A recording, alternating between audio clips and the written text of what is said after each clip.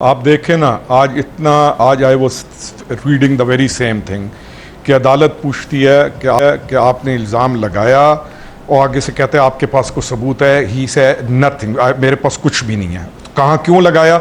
मुझे ने बताया था। आप कितनी बदबख्ती है कि इस बहुत बड़े ओहदे पे रहने वाला आदमी वो जब एक क्राइसिस को समझता है, उसके लिए तो क्राइसिस था ना, उसकी गवर्नमेंट चली गई, दूसरी गवर्नमेंट आ गई और वो लेजिटिमेट गवर्नमेंट आई। जैसी वो निकली उसने उस बंदे पे इल्ज़ाम लगाना शुरू किए कि जिस पे उसके इल्ज़ाम लगाना बनते नहीं थे। उसकी रीज़न क्या थी कि एक आदमी पोस्ट होता है और पोस्ट होने के 4 दिन बाद वो उसके ऊपर इल्ज़ाम लगाना शुरू कर देता है, 5 डेज बाद।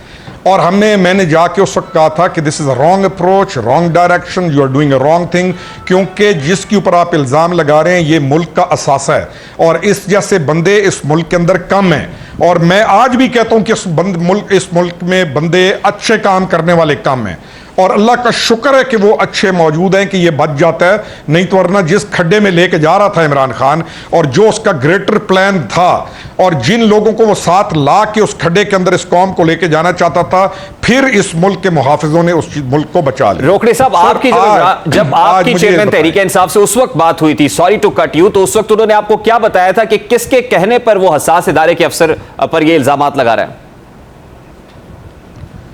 नहीं सर, वो कभी भी नहीं कहता मैं किसके कहने पे लगा रहा हूं, ना वो नाम लेता है। वो यही है कि किसी ने मुझे कहा था, यही अदालतें निकलवा लें, अदालतों को कहें निकलवा लें ये सारे इल्जामात जो लगाता है वो। उसके पास कौन सा ऐसा सोर्स है जिसकी बुनियाद पर उसने इस मुल्क की बुनियादों को खोखला कर दिया और फिर एक क्राइसिस को जन्म दिया, एक क्योस को जन्म दिया और लगातार उस क्योस को चला के 9 मई के अंदर आके इस कौम के बच्चों को अपने मुल्क के खिलाफ इस्तेमाल कर गया और हिमसेल्फ ही सेइंग कि मेरे बच्चों के लिए ये मुल्क जो सिक्योर नहीं है।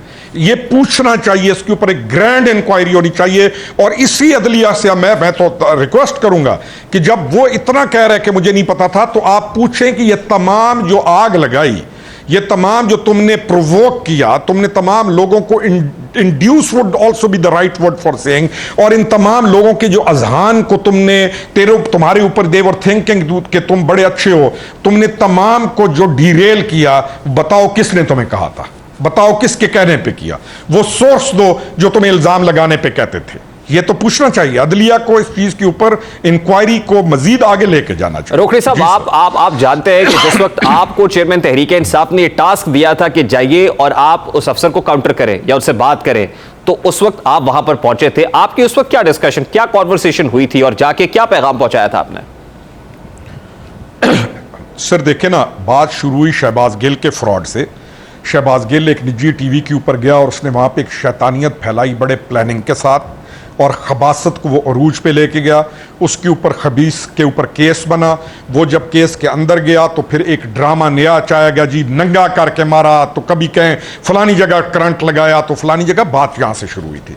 बात शुरू हुई थी कि मैं बनिगाला गया, उन्होंने कहा जी ये चीज़ है। मैंने कहा शहबाज गिल झूठ बोल रहा है, ये झूठा शख्स है और इमरान खान को ये डुबोएगा, इस गंदे आदमी से जान छुड़ाओ, ये झूठा शख्स है और आप एक इंक्वायरी कर लें। मुझे उन्होंने कहा जी आप इंक्वायरी करके दें। मैंने एक इंक्वायरी की, फॉर्मल अपने तरीके से पूरी जाके रिपोर्ट दी कि भाई इसको किसी ने नहीं मारा। पुलिस के धप्पे तो पूरी दुनिया में लग जाते हैं, लेकिन ये जो सारा बयानिया है नंगा करके किया, फलाना किया, ये सारा झूठ है। पानी शुरू हुई थी यहां से। और फिर उसके बाद ये था कि I went to the gentleman. इन्होंने कहा जी कि ये हमारी पार्टी ये करने आया, वो करने आया। मैं गया, मैंने कहा भाई एक चीज़ ऐसे नहीं है, न दुनिया में ऐसे होता है, ये पाकिस्तान में ऐसे नहीं होता, ये इदारे हैं, ये चीज़ ऐसे नहीं है, डोंट डू इट। उन्होंने कहा जी हम आप ब्रिज करें इस गैप को। हमने गैप को ब्रिज करने की कोशिश की और वो हम कामयाब हो गए। और हमारी कामयाबी क्यों थी? क्योंकि आगे से हमें पूरा उन्होंने हमें एक्सेप्ट किया इस चीज़ को। उनकी डिमांड क्या थी? उनकी डिमांड ये थी कि जैसे दूसरी पॉलिटिकल पार्टीज हैं पाकिस्तान की, आप भी पॉलिटिकल पार्टी हैं, हम इमरान खान को ड्यू रिस्पेक्ट देने को तैयार हैं। प्लीज़ इमरान खान को सोचना चाहिए कि वो क्यों इदारों के ऊपर और कुछ पर्सनैलिटीज़ को टारगेट करके ही एक मुहिम चला रहे हैं उनके खिलाफ। उनकी बात भी जस्टिफाइड थी। इमरान खान की बातें थी कि जी इलेक्शंस ऐसे होना चाहिए, ऐसे होना चाहिए। उन्होंने कहा जी देखिए आप पॉलिटिकल पार्टी हैं, लाइक अदर पॉलिटिकल पार्टीज, आप बाकी पॉलिटिकल पार्टीज की तरह आपका एक मकाम है। अच्छा, जब हमने वो सारी चीज़ को ब्रिज कर लिया और आ गया कि जी let's sit down now. Imran Khan ने इधर मुंह फेरा, Imran Khan said no I am not sitting. 3 दफ़ा मैं गया, तीनों दफ़ा मेरे बैठने के बाद मैं वापस आ गया और मुझे समझ आ गई कि ये इमरान खान नहीं बैठना चाहता, he is up to something else.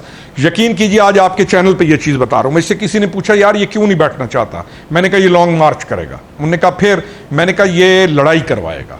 और वो दिन था, मेरे कई दोस्त हैं जो उस वक्त मेरे साथ बैठते थे, वो कहते थे कि जो चीज़ें तुमने उस वक्त कही थी, जो चीज़ें तुमने कही थी आज एग्जैक्टली वैसे हो रही है। मैंने कहा यार मुझे क्या था कि मैं कोई अल्लाह, मैं क्या हूँ, मैंने एक आम आदमी हूँ, लेकिन क्योंकि मैं उस चीज़ के अंदर दाखिल हो गया और मैं उस चीज़ को खुद देख रहा था, मैं सोशल मीडिया का विक्टिम नहीं था, मैं टीवी को नहीं देख रहा था, मैं एक हिस्सा था एक चीज़ का, तो मुझे समझ आ गई कि ये बंदा तो किसी सूरत दुरुस्त करने को तैयार ही नहीं है मामलात को, तो ये कुछ और सोच रहा है। वो जो कुछ और सोच रहा था वो 9 मई को आपके सामने आ गया।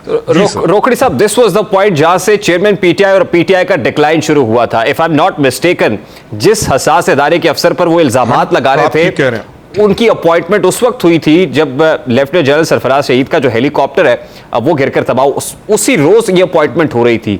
और फिर वो जब शहबाज गिल की जिस कॉल की आपने बात की है, वो जो कुछ उन्होंने उस कॉल में कहा, obviously he had to face the music. लेकिन मुझे समझ नहीं आ रही है कि उस वक्त बराह रास्त एक ऐसे अफसर के ऊपर जो भी न्यूली अपॉइंट हुआ है उस पर इल्जाम आयद कर देना, मतलब ये नैरेटिव बिल्डिंग पीटीआई के अंदर तो आपने बड़े करीब से देखी है। ये कहां से किस सोर्स से इंफॉर्मेशन आ रही है, कैसे प्रोपोगेट हो रही है, ये डोरियां कहां से हिलाई जाती थी? मुझे इस बात का जवाब चाहिए सर। बात यह है कि एक सीट के ऊपर एक आदमी के आने से इनको इशू क्यों है, जबकि उसको आए हुए 4 दिन भी नहीं हुए।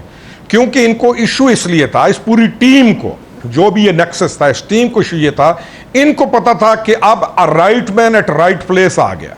इनको पता था कि अब पेट्रियट आ गया। ये नहीं कि बाकी पेट्रियट नहीं होते, बाकी भी होते हैं, लेकिन हर दौर में अल्लाह ताला के कुछ बंदों से अल्लाह ताला ज्यादा काम लेता है। अभी आप 10 दिन मेरे साथ चलेंगे, मैं 10 दिन आपके साथ चलूंगा, तो आपको मेरी कैपेबिलिटी, अपनी कैपेबिलिटी का भी पता चल जाएगा। हम दोनों एक दूसरे को जान जाएंगे। तो ये एक बहुत बड़ा गेम प्लान था। दे न्यू इट कि जो वो एक मास्टर इवल प्लान डिजाइन किया हुआ था, उनको उस मास्टर इवल प्लान की रुकावट नजर आने लग गई थी इस एक शख्स के अंदर, और बहुत बड़ा क्राइसिस जो वो डेवलप करना चाह रहे थे। दे न्यू इट के अब हमारे लिए मुश्किल हो जाएगा, बिकॉज ये बंदा हमें जानता भी है और इस बंदे को अनअर्थ करना या अनवाइंड करना, ये he is master of this thing, he is kind of a master spy as well. वो को आम स्पाई नहीं था, स्पाइस का चीफ है, और अगेन अ स्पाई जो कि मोस्ट डेकोरेटेड स्पाई है because of his actions and because of the life he has given to Pakistan. दुख इस चीज का है कि इन तमाम नंग वतनों ने मिलकर इस वतन के मुहिब तरीन और इस वतन के दिफा करने वाले अफजल तरीन लोगों को टारगेट करना शुरू किया।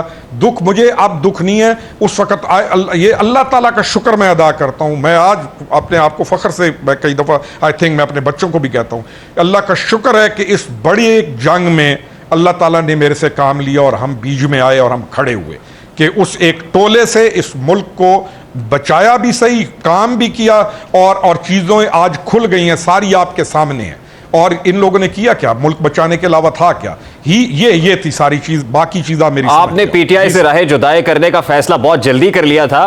उस वक्त जो प्रेडिक्शन आपने की वो आज दुरुस्त साबित हुई। Now what are you looking at? अभी जो जीआईटी में स्टेटमेंट्स रिकॉर्ड कराए हैं चेयरमैन पीटीआई ने, डॉक्यूमेंट्री एविडेंस भी मौजूद है, फिर कल पार्लियामान ने करारदाद भी मंजूर कर ली है, मिलिट्री कोर्ट भी है। What are you looking at? क्या फेट है, क्या फ्यूचर है?